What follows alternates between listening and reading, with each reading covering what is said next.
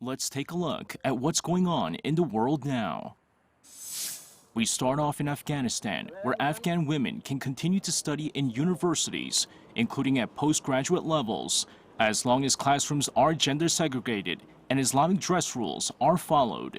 The policy of the Islamic Emirate is female students can continue their higher education, but with a hijab and according to Islamic Sharia laws at bachelor degree, master's degree, or PhD level.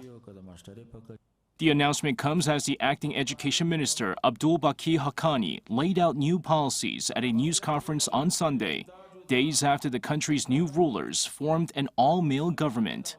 The Taliban have suggested that changes are going to be made, including their ideas towards women, as the group in the late 1990s denied education for females.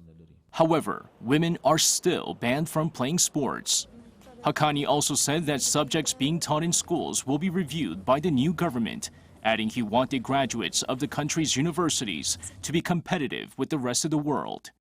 The Taliban had also banned music and art during their previous time in power.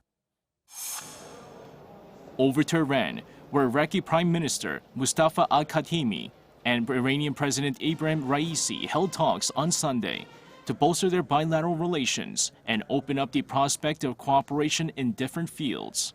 The two agreed to first greenlight a visa waiver which will allow citizens of Iraq and Iran to travel freely without a visa, as well as an expansion of a railway system to further connect the two countries.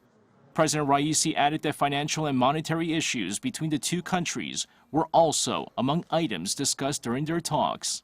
The visit by Prime Minister al-Khatimi comes as Iraq has been trying to mediate between Tehran and its Gulf Arab foes, including Saudi Arabia, in the hope of stopping its neighbors settling scores on its territory.